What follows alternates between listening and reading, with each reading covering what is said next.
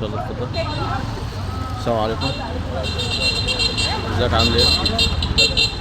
حضرتك احنا فين هنا كده؟ شرف بيك. تحت وقت المتولي على طول. شرف بيك. واسمك؟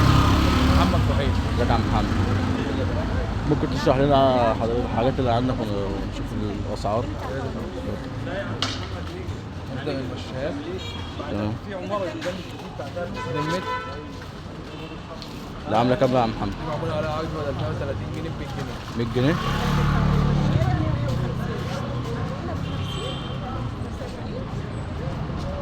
حاجه زي كده برضه.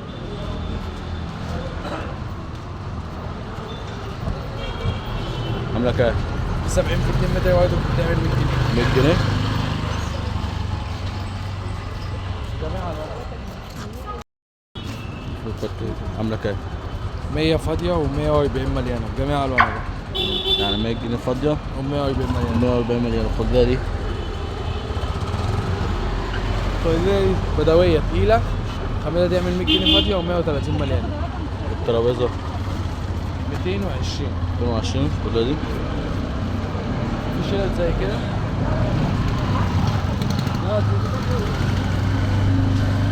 شلت زي كده الواحده ب 50 جنيه فاضيه وب 80 جنيه مليانه. 50 جنيه فاضيه 80 جنيه 80 جنيه مليان. دي كلها سعر واحد صح؟ بجميع الوانها. جماعة الوان. في التبليه اللي زي كده اهي. امم 4 رجول خشب ب 200 جنيه. ب 200 جنيه. ياخد دي برضه نفس اللي 100 هو 100 جنيه. يابا زي كده.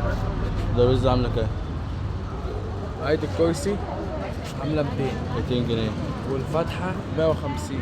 الفتحه والطمطم اللي 150. جنبهم اللي هي بالعادي دي ب 200. وبوجي وطمطم الصغيره ب 100. ب 200 الكبيره والصغيره ب 100. الساعه ب 180 جنيه. الساعه ب 180 جنيه. والخارج اللي جنبها ب 90 جنيه. 90 جنيه. والستار اللي متعلقه على البوابه دي ب 220. 220. والزينه دي عامله كام؟ ده 4 متر يتعمل 100 جنيه بدل 4 120 متر. جنيه. المصليات دي ليه؟ البرايز برضه دي الفيروز دي الواحد يعمل 80 جنيه. 130. 130 جنيه.